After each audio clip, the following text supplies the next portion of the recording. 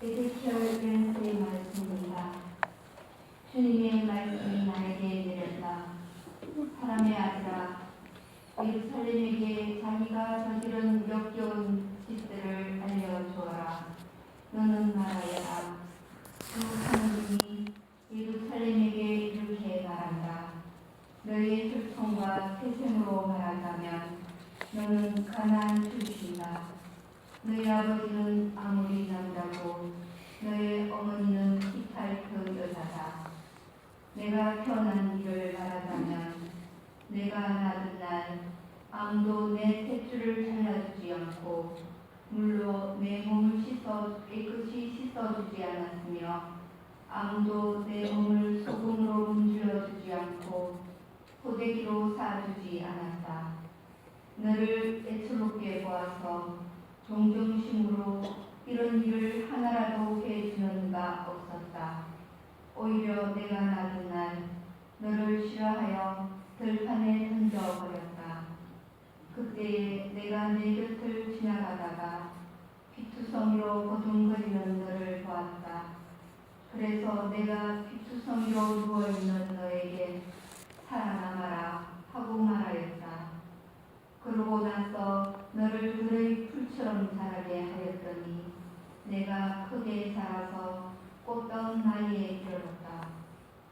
젖가슴은 또렷이 드러나고 털도 다 자랐다. 그러나 너는 아직도 벌거벗은 알몸뚱이였다. 그때 내가 다시 내 곁을 지나가다가 보니 너는 사람이 때에 이르러 있었다. 그래서 내가 옷자락을 펼쳐 내 알몸을 덮어주었다. 나는 너에게 맹세하고 너와 계약을 맺었다. 주 하느님의 말이다. 그리하여 너는 나의 사람이 되었다. 나는 너를 물로 씻어주고 내 몸에 묻은 피를 닦고 기름을 발라주었다. 수놓은 옷을 입히고 돌고래 가죽신을 신겨주었고 아마포띠를 메어주고 미담으로 너를 덮어주었으며 장신구로 치장해 주었다. 두 팔에는 팔찌를, 목에는 목걸이를 걸어주고 코에는 코걸이를, 두 귀에는 귀걸이를 달아주었으며 머리에는 화려한 면류관을 씌워주었다. 이렇게 너는 금과 은으로 시작하고 아마포 옷과 비단 옷과 수놓은 옷을 입고서 고운 곡식가루 음식과 꿀과 기름을 먹었다. 너는 더욱더 아름다워져 왕비자리에까지 오르게 되었다. 내 아름다움 때문에 너의 명성이 민족들에게 퍼져나갔다. 내가 너에게 베푼 영화로 내 아름다움이 완전하였던 것이다. 주 하느님의 말이다. 그런데 너는 내 아름다움을 잊고 내 명성에 힘입어 불륜을 저질렀다. 지나가는 암호하거나 마구 불륜을 저질렀다. 그러나 나는 내가 어린 시절에 너와 맺은 내 계약을 기억하고 너와 영원한 계약을 세우겠다. 이는 내가 저지른 모든 일을 내가 용서할 때 내가 지난 일을 기억하고 부끄러워하며 수치 때문에 입을 열지 못하게 하려는 것이다. 주 하느님의 말이다. 주님의 말씀입니다. 하나님 감사합니다.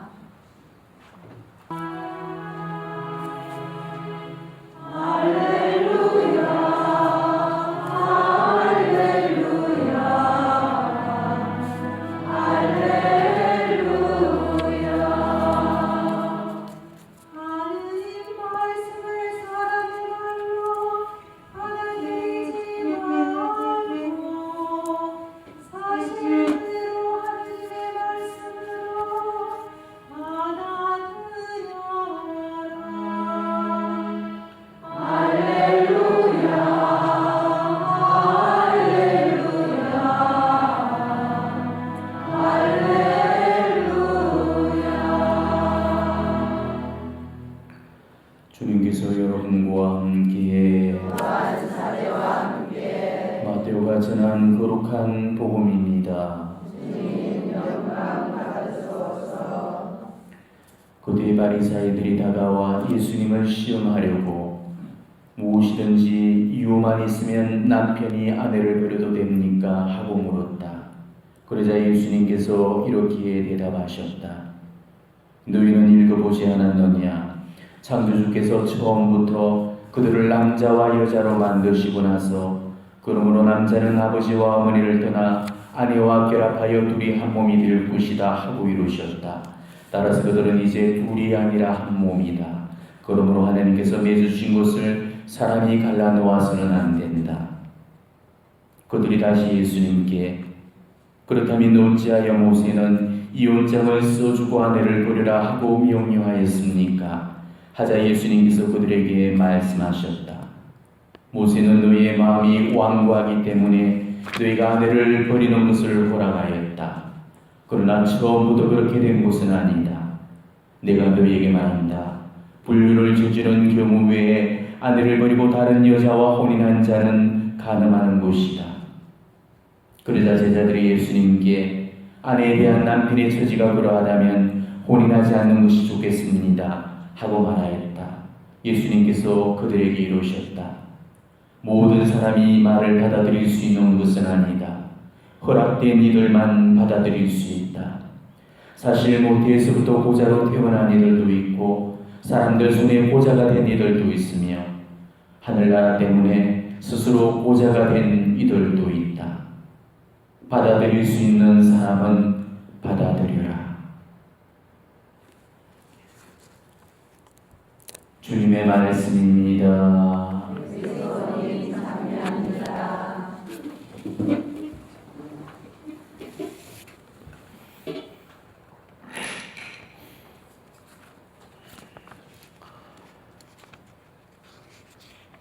오늘 전례 독서 복음 아마 미사 전에 한 번쯤은 다 읽어보셨지요? 여러분들한테는 오늘 어떤 말씀이 가장 가슴에 와닿던가요?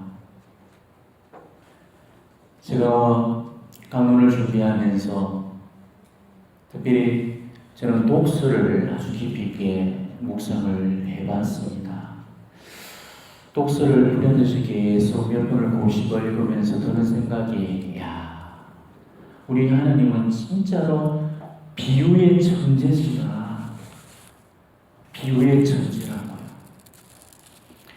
성경에 보면은 하나님께서 직접적으로 어떤 말씀을 주시는 경우도 있지만은 또 많은 경우에는 당신의 어떤 그런 말씀들을 전달하는 그런 방법으로 비유적인 방법을 선택을 하죠. 무언가에 빗대어 가지고 당신의 어떤 본 마음을 드러낼 때는 그런 표현법들을 많이 쓰십니다. 구약에도 많고요. 복음에서는 더 많죠. 예수님은 그 당신 말씀을 진짜로 많은 비유로서 풀어내셨잖아요. 천국에 대해서 이야기하실 때는 거의 대부분을 비유로 다 이야기하셨죠. 그죠? 그 외에도 뭐 밀과 가라지의 비유, 어떤 비유 하여튼 예수님은 이 비유의 달인이셨어요.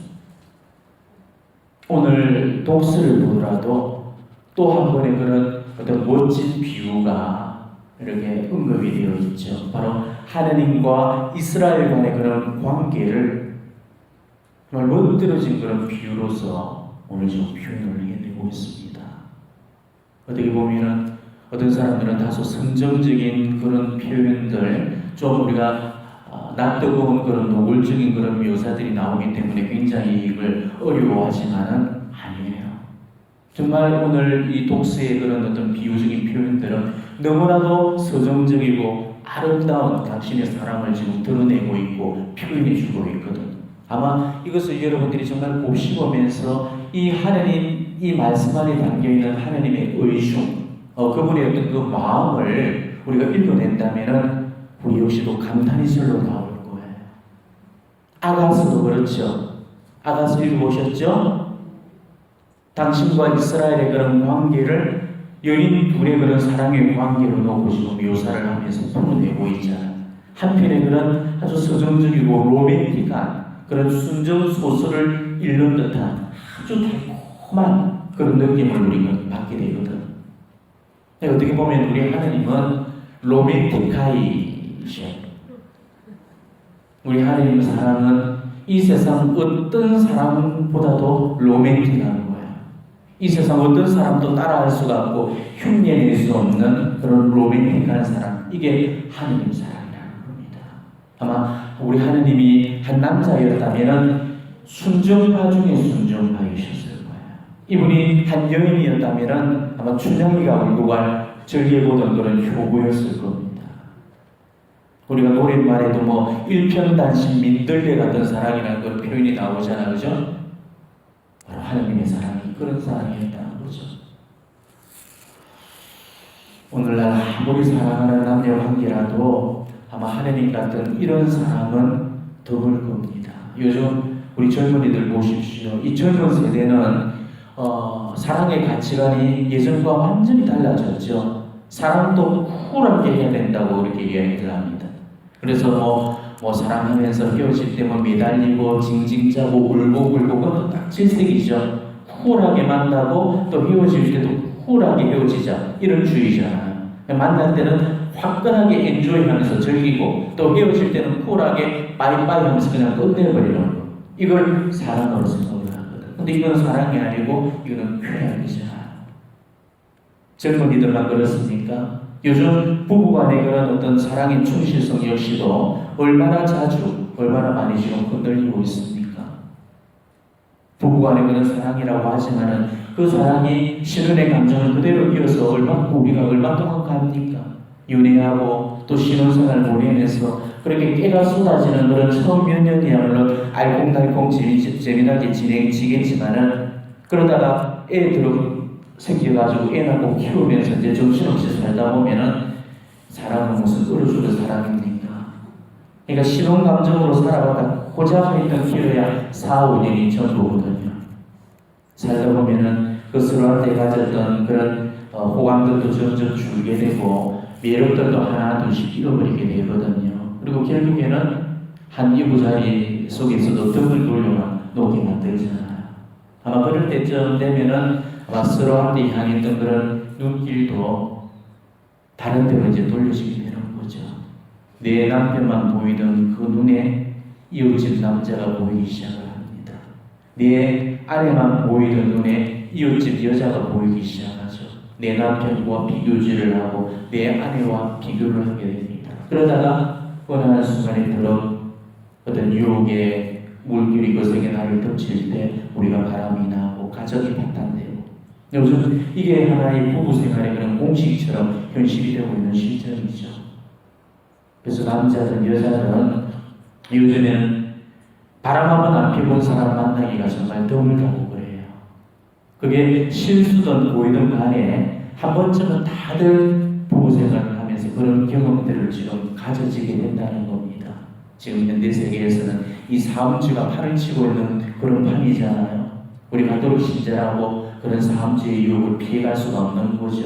우리 시대는 그만큼 이 정결함을 지켜낸다는 것, 부부간의 그 사랑의 충실성을 지켜낸다는 것이 조금조차도 쉽지 않다는 거죠. 자, 우리가 이런 세태를 볼 때, 이런 세태 속에서 정말 하나님의 로맨틱한 사랑이 얼마나 지금 절실합니까? 왜 우리 사랑은 이 하나님만큼의 로맨틱한 사랑이 되지 못하는가?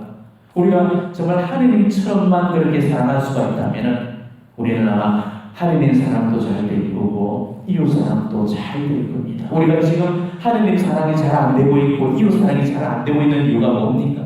하나님처럼 이런 로맨틱한 사랑이 안 되기 때문에 그러죠. 순수한 사랑이 되지 못하기 때문에 그럽니다.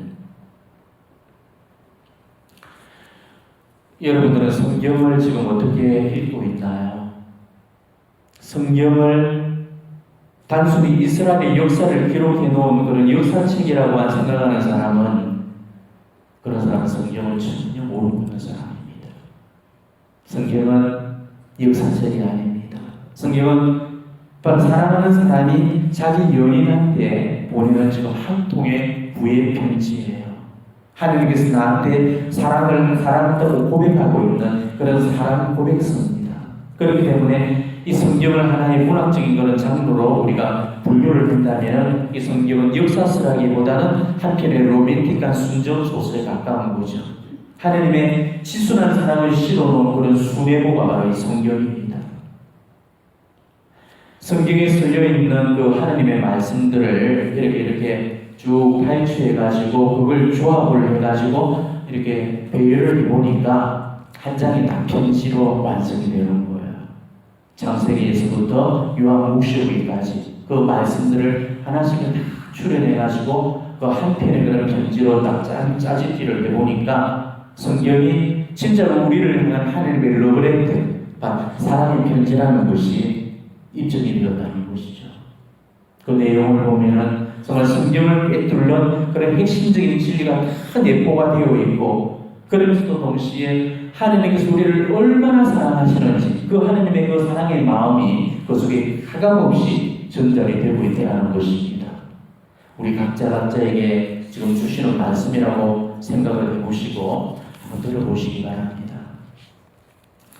사랑하는 내 아이야, 너는 나를 잘 모르지만 나는 너의 모든 걸 알고 있단다. 시편. 너의 앉고 일어서는 그 작은 움직임 하나하나와 시편, 너의 머리칼까지도 다 헤아려 두고 있단다. 마테오. 자, 이런 뒤에 것들을 성경은 빼도록 하겠습니다. 이제 가방이 들으시니까요. 다 하고 한 줄 한 줄이 성경의 말씀이에요. 내가 너를 내 모상대로 존귀하게 지었나니 네가 나비도 전서부터 너를 알았고 세상이 생기기도 전에 너를 택하였으니 너는 우연으로 생긴 것이 아니라 나의 계획 가운데 지어졌단다. 너를 의미에 못해서 지었고 내가 너를 취하여 태어나게 하였단다. 너를 위해 정한 날이 내 책에 다 기록되어 있고 네가 태어날 정확한 때와 살 곳을 미리 정하여 두었단다. 나는 너와 함께 있는 완전한 사랑이란다. 이 사랑을 너에게 아낌없이 주겠다. 너는 내 아이이고 나는 너의 아빠이기 때문이란다. 나는 너에게 육신의 아비가 줄 수 없는 것을 주고 싶단다. 가량의 좋은 은사와 온전한 선물이 다 내게로 도는 것이니 네게 있어야 할 바를 내가 잘 알고 있기에 내가 너의 모든 필요를 채워줄 수 있단다. 내가 너를 이토록 보살피는 까닭은 너를 영원으로부터 사랑하기 때문이란다. 너를 향한 나의 마음은 바다의 모래알 같아 이루 헤아릴 수조차 없구나. 나는 너로 인하여 기쁨을 이기지 못하며 너를 향한 축복을 멈추지 아니하리니 너는 바로 내 것이며 나의 소유이기 때문이란다. 네가 마음을 다해 나를 찾을 때마다 나는 너를 만나줄 것이며 나는 너에게 네가 알지 못하는 크고 비밀한 일들을 보여줄 것이다. 나를 두고 기뻐할 때 네 마음의 소원을 이루어 주리니 네가 구하거나 생각하는 것보다 훨씬 더 차고 넘치도록 후하게 베풀어 줄 것이다. 내 아이야, 네가 환난 중에 있을 때 나 너를 위로해 줄 것이며 네가 마음 상하여 낙심할 때마다 너와 더욱 가까이 있어 주리니 나는 너의 위로자입니다. 양을 나는 목자같이 내가 너를 품에 안아 인도하며 네 눈에서 모든 눈물을 씻기고 이 땅에서 겪은 너의 모든 고통과 아픔을 다 사라지게 해줄 것이다. 네가 아들 예수를 사랑한 것 같이 너를 사랑하였으니 예수를 통해 너에 대한 나의 사랑을 보여주었노라. 너의 죄를 묻지 않았고 너의 사랑을 얻기 위해서 나는 네 소중한 아들마저 죽게 하였다. 그의 죽음은 너를 향한 나의 사랑임을 잊지 말아다오. 내 아니야. 너를 향한 나의 사랑에서 끊을 수 있는 것은 아무것도 없구나. 네가 돌아오는 날 하늘에서 큰 기쁨의 잔치를 베풀어 주리라. 나는 언제나 너의 아빠였고 앞으로도 그럴 것이니 어서 나에게 돌아오려구나. 지금도 이렇게 두 팔을 벌려 너를 애타게 기다리고 있단다. 너를 사랑하는 아빠로부터. 성경의 모든 구절들을 그렇게 조합을 합니다. 오늘 독서 말씀도 그냥 단순한 한 가지 그런 비유 말씀이 아니죠. 하느님의 우리를 향한 그런 사랑을 지금 절절하게 묘사시켜 놓은 것입니다. 자, 오늘 독서의 첫 대목을 보게 되면은 버림받은 여자아이가 나오죠. 이 여자아이를 데려와서 시키고 먹이고 입혔던 그런 출생의 사연들을 소개하고 있습니다. 이 아이가 제일 처음 발견되었을 때 그 상태가 어땠죠? 탯줄도 잘라주지 않고 그 태를 달고 있었습니다. 그리고 피를 오팍 덮었을 때 씻겨주는 이도 없이 울고 앉아 있었거든. 강보도 없이 그 핏덩이 알몸으로 부모한테도 마저도 버려진 그런 아주 비참한 상황이었습니다. 아무도 거둬주는 이가 없어서 그대로라면 죽을 수밖에 없는 그런 운명이었던 거죠. 바로 이게 이스라엘이 하나님께로부터 선택받기 전에 그런 모습이었다는 것이죠. 실제로 이스라엘은 하나님으로부터 선택받기 이전까지만 해도 다민족으로부터 멸시와 적대를 받던 그런 민족이었습니다. 이 이스라엘인을 뜻하는 그 히브리 말, 이 히브리라는 이 말의 그 어원은 하피루라는 그 말에서 나왔어요. 이 하피루라는 이 말은 거주지도 없이 떠돌아다니는 그런 떠돌이 천민들을 의미하는 단어입니다. 그러니까 하느님을 만나기 전에 이스라엘은 그런 보잘것없고 떠돌이 생활을 하는 그런 하피루들이었다는 거죠. 그래서 이집트의 파라오도 그 이스라엘을 짐승처럼 천한 존재로 그렇게 취급을 해버렸던 것입니다. 이렇게 버려졌던 그 아이가 누군가의 보살핌 없이는 생존마저도 위협받는 그런 처지였거든요. 아무도 관심도 기울이지 않았고 아무도 그들도 보질 않았습니다. 그런데 그 아이를 어느 날 임금께서 발견해 내시고 그 아이를 거두어 주셔가지고 정성으로 사랑으로 키워내셨다는 것이죠. 왕궁으로 데려가가지고 값비싼 의복에 갖은 장신구로 그 아름답게 치장을 해주셨습니다. 오늘 나오는 표현들을 보십시오. 돌고래 가죽신, 아마포띠, 비단, 팔찌, 목걸이, 코걸이, 귀걸이, 멸류관, 금과 은, 아마포, 비단옷 이것을 입혀주고 치장해 주었다는 그리고 고운 곡식가루, 음식, 꿀, 기름을 먹였다는 거. 이걸 뭘 이야기하죠? 우리 인간이 누릴 수 있는 최고의 보살을 다 누리게 해줬다는 것이죠. 그러니까 임금은 그 아이를 정말로 아쉬울 것도 없이 부러워할 것도 없을 만큼 그렇게 훌륭하게 키워줬다는 것입니다. 그리고 마침내 그 아이는 그 임금의 사랑을 먹고 정말로 아름답게 성장을 하고 의연한 처녀가 되었던 것입니다. 그리고 임금은 그런 그녀를 곁에서 지켜주기 위해서 왕비의 자리에까지 올려준다는 것입니다. 아무도 감히 그녀를 넘볼 수 없도록 당신의 사랑으로 딱 만들어 놓았던 것이죠. 자, 부모도 내버렸던 그 보화를 주워다가 왕비의 부위에까지 올려놓았던 것입니다. 인간이 내려갈 수 있는 가장 밑바닥 자리에서 우리 인간이 오를 수 있는 가장 높은 자리에까지 올랐던 거죠. 인생 격전도 이런 격전이 없고요. 신분 상승도 이런 신분 상승이 있을 수가 없는 겁니다. 금수저를 누고 태어나지 않는 이상에는 불가능한 그런 일이 오로지 임금님의 그 하이와 같은 은혜로서 이루어진 것이죠. 이 여인이 바로 누구였습니까? 이스라엘이었다는 것이죠. 이 여인이 바로 이스라엘이었다는 거예요. 나라도 없이 떠돌이 생활을 했던 그 유랑 생활을 하던 그 이스라엘, 이집트 종살이까지 하는 그런 밑바닥으로까지 추락을 해버렸거든요. 하지만 하느님은 그런 이스라엘을 구해내셔가지고 적과 꿀이 흐르는 가나안 복지로 이끌어내시고 거기에서 결국 이스라엘이라는 이름의 국가까지 세워주셨잖아요. 그리고 다윗과 그 솔로몬 시대에는 주민국들이 부러워할 만큼의 그런 힘있는 부강한 나라로 만들어주셨죠. 스바의 여왕마저도 그 솔로몬을 아련하고 예물을 바칠 만큼 최고의 전성기를 부과했습니다. 그렇게 보잘것없이 떠돌이 생활을 했던 그런 불안민 집단이 명실상부한 그 국가의 반열에까지 올라가 주변국들의 부름을 살 정도의 부강한 그런 나라가 되었다는 것이죠. 그러니까 하나님은 이런 보잘것없는 이스라엘을 불러내어 가지고 존귀와 그 영광의 부미를 입혀주셨던 겁니다. 그리고 당신의 백성, 그분의 소유가 되게 하시고 그분의 상속자가 되게 해주셨다는 거죠. 이거는 자기 자신들의 노력이나 그런 공로가 아니었습니다. 하나님의 조건 없는 사랑이었고 무상으로 주어졌던 은총이 그런 힘이었던 것이죠. 단순히 하나님의 은혜였다는 한마디 말로는 이거는 도저히 설명이 부족합니다. 하나님께서 이스라엘을 얼마나 사랑하셨다면 이런 놀라운 특혜와 특전을 부여하셨겠습니까?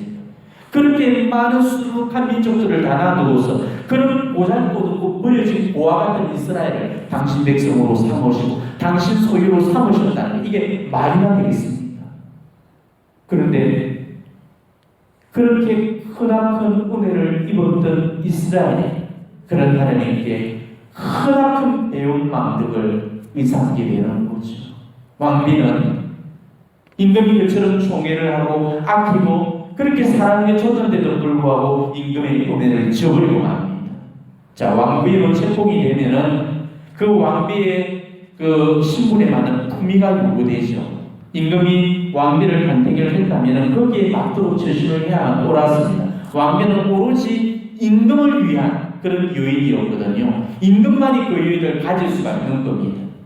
그래서 왕비는 자기 스스로 자신의 품위를 저버리고 말았던 겁니다. 천한 그런 장교들이나 하는 듯이 이놈 저놈 품에 마구 안기면서 자신의 몸뚱이를 더럽혀버리고 말았죠. 그러니까 배은망덕도 이런 배은망덕이 없는 겁니다. 죽어가는 그 천한 것들을 살려내가지고 궁궐로 데려다가 온갖 좋은 것으로 먹여주고 입혀주고 그것도 모자라가지고 임금의 왕비까지 책봉을 해줬는데 그렇게 개만도 못한 짓을 해버렸으니까 이 임금의 분노와 이 실망이 아마 이만저만이 아니었을 거예요. 이게 바로 이스라엘의 우상 숭배를 빗대어서 표현해낸 그런 비유만성입니다. 이스라엘은 정말 하나님의 은혜를 세워진 민족이었거든. 단 한순간도 하나님의 은혜가 없었다면 벌써 지금 이 지구상에서 사라져버리고 없었을 그런 민족이었습니다.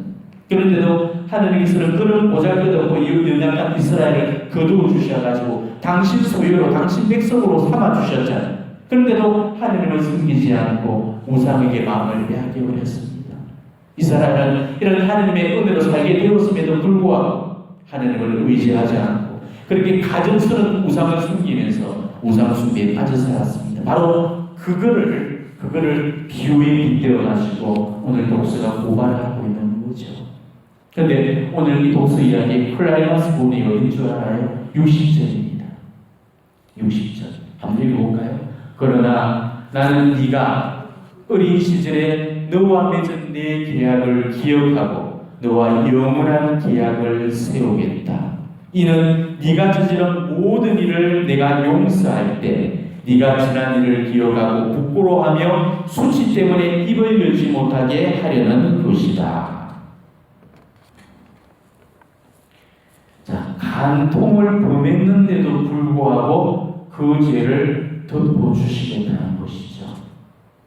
세상에 이런 남자가 있겠습니까? 이런 남자 있겠어요? 만약에 이런 남자가 있다면 그 남자는 진짜 무서운 남자죠. 이게 얼마나 무서운 소리인지 몰라. 여자한테는 아마 이만큼 무서운 그런 꼴이 없을 거예요. 저도 남자지만은 이 남자라는 것들은요, 이 밴댕이 소갈딱지보다 더 속이 좁아 터졌어. 그래서 여자의 다른 것들은 다 용서를 해주지만은 여자의 과거만큼은 절대 용서해 주지 못합니다. 예전에 제가 그런 면담을 한 적이 있었죠. 남편하고 술 마시다가 그 자매가 과거 얘기가 이제 나오는 통에 우연히 이 대학 시절에 그 동창 얘기를 하던 중에 자기 남자친구 이야기를 이렇게 하게 된 거예요. 근데 그때부터 남편이 자꾸 그 남자친구에 대해서 골칫골칫 캐릭터라는 것입니다. 어떻게 알았냐? 또 얼마만큼 사귀었냐? 손은 잡아봤냐? 키스는 해봤냐? 어디까지 갔느냐? 솔직하게 말해보라. 뭐 과거니까 다 괜찮다. 그러면서 자꾸 그 얘기를 꺼내도록 유도를 하더라는 것이죠. 그래서 뭐 술도 마셨겠다. 남편도 이해해주겠다. 하겠다. 이미 지난 일이고 해가지고 뭐 술도 먹은 김에 그냥 남편한테 그 남자친구와의 그런 과거를 그냥 다 풀어버렸던 거죠. 군대 갈 때 같이 따라가가지고 한번 잠을 잤고 또 군대 있을 때 또 두어 번 면회 가서 함께 잔 게 다다. 그러고 나서 내가 몸을 거꾸로 짚고 당신만 간다. 그렇게 말을 해준 겁니다. 근데 그 말을 하고 나니까 남편의 안색이 변하면서 완전히 돌변이 되버리는 거죠. 불같이 성을 내면서 뭐 더러운 년이니 지금까지 자기를 속이고 살았다는 그러면서 그때부터 계속적으로 과거를 되씹으면서 엄청나게 힘들게 해가지고 도저히 결혼 생활을 못할 그런 지경이 돼가지고 이혼을 생각하고 이렇게 저를 찾아온 적이 있었습니다. 이게 남자예요. 이게 남자라고. 자기는 이 여자 저 여자 만나면서 온갖 바람을 다 피우면서도 자기 여자 바람 피우는 것은 절대 용서하지 못하는 게 남자거든요. 그러니까 이거는 여담이지만은 여러분이 혹여라도 과거가 있다 하더라도 절대 남편한테 풀어서는 안 돼. 설령 여러분이 결혼 생활 중에 실수로든 고의로든 불륜을 저지르면서도 하나님한테는 우리가 솔직해지더라도 남편한테는 절대 솔직해지지 말아야 됩니다. 하나님은 다 덮어주시지만 그거 덮어줄 남편은 아마 세상에 찾아보기 힘들 거예요. 그러니까 비밀로 덮어놓는 게 가정의 평화를 위해서도 낫는 거죠. 그냥 여러분들이 남편에게 미안한 마음만 품고 정말 평생을 보수하는 마음으로 남편을 사랑하면서 공양하는 것으로 여러분의 모습을 대신하시면 되는 겁니다. 아시겠죠? 네, 이해하시는 분은 다 좀 이상한 것입니다. 근데 오늘 이 임금은 달랐다는 것이죠. 왕비의 그 간통 사실을 알아버렸습니다. 그런데 알고서도 그걸 덮어주고 용서해 주겠다는 거죠.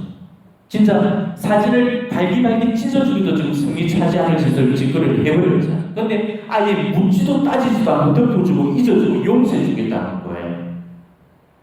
과연 현실 안에서도 정말 이런 남편이 있을 수 있겠습니까? 예를 들어서 모텔에서 내가 지금 남자가 누구는 장면을 현장에서 탁 이렇게 발각이 돼가지고 그것을 눈으로 봤단 말이에요, 남편이. 근데 아무도 말도 하지 않고 묻지도 따지지 않고 그 사실을 딱 덮어줘버리면 그거는 여자한테는 엄청난 형벌이 되는 거죠. 차라리 머리 끄댕이 이렇게 끄지고 동네를 질질 끌고 다니는 것보다 여자한테 더 큰 타격을 입히는 겁니다. 차라리 남편한테 쌍욕을 듣고 뺨을 맞고 발로 치는 분이 훨씬 더 낫는 거죠. 그런데 남편이 자기 불륜 사실을 하에 잊어주고 덮어버리고 도리어 더 사랑해줘버리면은 자기 스스로가 그 자책감, 그 죄의식에 사로잡혀가지고 평생 지울 길 없는 그런 마음의 짐을 안고 살아가게 된다는 것이죠. 그러니까 오늘 아까 이야기하셨던 말씀이 그 말씀이에요. 이는 네가 저지른 모든 일을 내가 용서할 때 네가 지난 일을 기억하고 부끄러워하며 수치 때문에 입을 열지 못하게 하려는 것이다. 다 그거잖아요. 이게 하느님이 벌의 개념이라는 것입니다.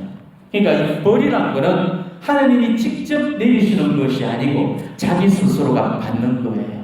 임금이 벌을 주는 것이 아니고 자기 스스로가 그 벌을 자기한테 받는 겁니다. 우리가 앞으로 미국의 심판대 앞에 섰을 때도 마찬가지로 하나님의 심판을 받을 때도 하나님이 우리를 심판하시는 것이 아니고 내 스스로가 내 삶을 고발하고 심판하게 되는 것이죠.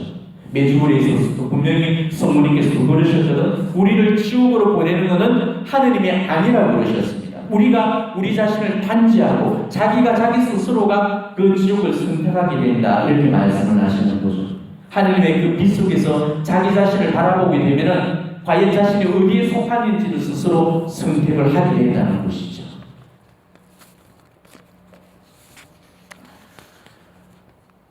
오늘 이 독서는요, 단순히 이스라엘의 역사만을 빗대우는 그런 비유 말씀이 아닙니다. 이거는 지금 내 이야기를 하고 있는 거예요. 이 사제의 이야기이고 여러분 한 사람의 지금 이야기를 해주고 있는 겁니다. 그러니까 우리가 지금 이 이야기를 남의 이야기처럼 지금 듣고 있다면 그거는 정말로 잘못된 것이죠. 우리가 이 이야기 앞에서 내 삶이 죄스럽지 않다면, 우리가 이 이야기 앞에서 미안해서 눈물을 흘리지 못한다면 우리 역시도 그 왕비처럼 배은망덕의 죄를 범하는 것과 마찬가지입니다.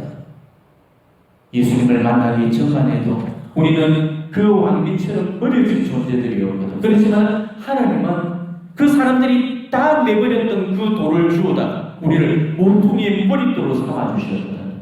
그러니까 하나님의 은혜가 없었다면 지금 오늘의 내가 존재할 수가 없는 것이죠. 오늘의 지금 내 모습은 하나님의 그런 은총이 만들어놓은 그런 결과물입니다. 맞죠?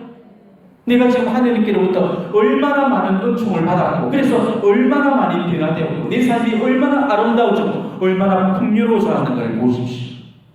물론 하나님을 만났다고 해가지고 돈이 많이 많아진 것도 아니고 재산이 있는 것도 아니지만은 네 삶은 그 예전에 비해서 훨씬 더 풍요로워졌고 훨씬 더 아름다워졌을 겁니다. 예전의 모습과 지금 내 모습을 한번 여러분이 비교해 보십시오. 예전과는 달라도 너무 달라졌습니다. 너무 많이 변화되었다는 것을 여러분이 다 알게 되실 겁니다. 저 역시도 그렇게 못 살던 저를 회개시켜져가지고 다시금 그 당신의 사제로 살게 해주신 거, 이것도 하나님의 은혜잖아요.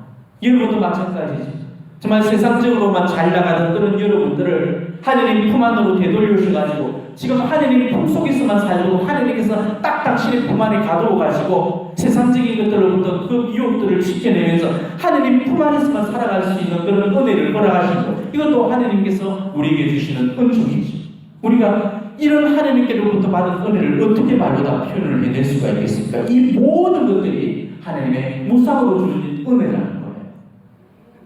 오늘 버려졌던 그 아기가 임금으로부터 받았던 가장 큰 그 성총이 무엇이었습니까? 눈에 띄어가지고 왕실로 거둬진 게 아니었죠. 값비싼 의복, 그 만나는 왕실 음식을 먹은 게 아니었습니다. 임금의 왕비가 되는 그런 특권을 얻었다는 거예요. 그 버려진 아이가 주우다가 왕실 한여만 되어도 그는 감지도 찌잖아요. 후궁부처만 되어도 이거는 놀라운 신분 상승이었습니다. 그런데도 임금의 왕비가 된다는 거예요. 이 은혜를 우리가 어떻게 말로 설명해낼 수가 있겠습니까? 우리가 지금 그렇다는 거예요. 그게 바로 우리가 지금 하나님께로부터 받은 은혜라는 겁니다. 우리가 하나님께로부터 받은 그런 은총 중에 가장 큰 은총이 뭔 줄 압니까? 하나님의 아들들이요 딸들이 된 그 특권이라는 거예요. 우리는 세례 성사를 통해서 이 하나님의 자녀가 되는 그런 특권을 누리게 됐죠. 그리고 하나님을 아버지로 모시면서 그분의 신적 생명을 나눠받고 그 신적 생명에 참여하게 되었고, 또 그분의 상속자가 되어가지고 그분의 유산을 차지하는 그런 자격을 얻었다는 겁니다. 이게 보통의 축복이냐고, 이게 이 세상 사람들 아무나가 누릴 수 있는 그런 복이냐고요. 세상 사람들이 가지지 못한 그 복을 지금 내가 누리고 있다는 겁니다. 우리가 이런 그 무지막지한 하나님의 은총을 앞에서 우리가 어떻게 감사하지 않을 수가 있겠어요? 하나님을 가질 수가 있고 하나님의 나라를 차지할 수 있다는 거, 이게 보통의 은총이 아닙니다. 데드레사 성령께서도 그러셨죠. 하나님을 소유한 사람은 모든 것을 소유한 거라고 이야기했잖아요. 하나님만 소유했다면은 그걸로 족한 겁니다. 우리가 그 외에 뭘 더 원하겠습니까? 세상이 가지지 못한 걸 지금 내가 가졌잖아요. 그리고 우리는 그거를 만족하면서 지금 살아가야 되는 겁니다. 우리는 지금은요 아마 깨닫지 못할 것입니다. 지금 내가 하나님께로부터 받은 은총이 어떤 것인지 우리는 지금으로서는 그것을 온전히 정립고 깨닫지 못할 겁니다. 그렇지만 언젠가 우리가 죽어서 정말 하나님 나라에 들 때쯤이면은 그때는 우리는 분명히 깨달았을 거예요. 우리가 정말 하나님의 자녀였다는 그 사실, 또 하나님이 우리를 얼마나 사랑하셨고 우리를 위해서 무엇을 준비하고 계시는가를 안다면 우리는 그분의 사랑 앞에 울며 가로지게 될 겁니다. 그리고 정말 그때 비로소 내가 받은 특권이 얼마나 놀라운 거고 내가 누릴 그 자유가 얼마나 큰 건가를 우리가 그때서 눈물을 흘리면서 감사하게 될 겁니다. 오늘 우리가 절대 잊어서는 안 될 말씀이 8절에 나와요. 너는 나의 사람이 되었다라는 말씀이, 너는 나의 사람이 되었다. 우리가 누구의 사람이 되었다는 사실을 항상 명심하십시오. 우리는 하나님의 사람이 되었 겁니다. 내가 하나님의 사람이 되었다면 우리는 그 누구한테도 눈길을 줘서는 안 되는 것이요. 남편을 사랑하면 남편만 보여야지 이웃집 남자가 눈에 들어오서는 안 되는 거죠. 그게 사랑하는 사람에 대한 적어도 예의고 신이고 충실성이잖아요. 지금 만세만왕의 그 임금께서 나를 당신의 신부로 삼으셨고 세상이 부러워할 그런 왕비의 품위까지 주셨고 나를 그토록 끔찍하게 지금 사랑해 주시는데도 우리가 그분 사랑에 만족하지 못하고 세상적인 것들을 찾아가 기웃거린다면 그는 정말 은혜 받은 자로서의 그런 배신인 거고 배은망덕인 거죠. 그게 오늘 이 독서의 그 왕비의 처신과 같은 것입니다. 오늘 이 왕비를 보십시오. 그토록 차고 넘치는 은혜를 받았으면서도 감사하지를 못하죠. 그리고 자신의 부위를 더럽히고 더러운 장녀가 되고 말하잖아요. 그 왕입의 모습이 어제는 지금 우리의 모습일 수가 있다는 것이죠. 자꾸만 세상적인 것들을 찾아 비웃거리면서 세상적인 것들을 사랑하고 있는 그런 내 모습을 오늘 이 독서가 고발하고 있는지도 모릅니다. 이게 바로 오늘 독서와 복음이 지적하는 영적인 사업이고 이게 바로 우상 숭배라는 것이죠. 우리는 임금님의 간택을 받은 왕비들입니다. 임금님의 승총을 한 몸에 받고 있는 그런 왕비로서의 그런 품위를 잃어버려서는 안 됩니다. 그 품위는 이 천박한 세상과 어울린 그런 품위가 아니야. 얼마나 고결하고 거룩하고 기품 있는 품위인데 그 품위를 이 세상적인 때를 묻히면서 우리가 더럽힐 수 있다는 말입니까? 우리는 세상에 속한 사람이 아니죠. 누가 뭐래도 우리는 자랑스러운 하나님의 딸들이고 하나님의 아들들입니다. 우리 아버지는 하나님이시고 우리 어머니는 성모님이시고 그리고 우리의 집은 천국입니다. 우리에게는 지금 돌아가야 될 집이 있고 언젠가 뵈야 될 어머니 아버지가 계시죠. 우리가 오매물만 그토록 지금 보고 싶어서 간절히 그리워했던 그 아버지 어머니께서 지금 천국에서 우리를 복된 희망과 그 기쁨 속에서 지금 기다리고 계시다는 그걸 우리가 잊어버려서는 안 됩니다. 우리는 그 생각을 하면서 우리가 남아있는 우리의 인생 길을 걸어가야 됩니다. 세속이 주는 화려함에 홀리지 마시고 또 그만한 그런 세상의 속임수에도 속지 마시고 정말로 변하지 않는 영원한 천상의 가치를 추구하시면서 천국만을 바라보시면서 그렇게 살아가셨으면 좋겠습니다. 그리고 이 세상을 살아가는 동안에 정말 우리 하나님 한 분께 충성을 다해 주셨으면 좋겠습니다. 당신의 목숨까지 다 바쳐서 나를 사랑해 주셨던 이 예수님은 내 목숨을 다 바쳐서 사랑할 수 있는 그런 우리들이 되어야 되겠습니다. 그래서 내 하나님, 정말 내 정배, 내 임금님을 내 목숨으로 사랑하면서 그렇게 섬겨드렸으면 합니다. 오늘 여러분 이 철야의 밤을 보내시면서 나를 향한 그 예수님의 사랑을 한번 물리도록 실컷 느껴보시고 그 사랑 앞에 원없이 감사를 드려보시고 그리고 예수님께 내 것 전부를 다 바쳐 사랑하겠노라는 그런 사랑의 고백을 들어보시기 바랍니다. 그래서 오늘 이 밤이 정말 예수님과 나와의 관계 생활에서 가장 아름다운 그런 사랑의 체험이 이루어지는 그런 밤들이 되시기를 진심으로 축원합니다.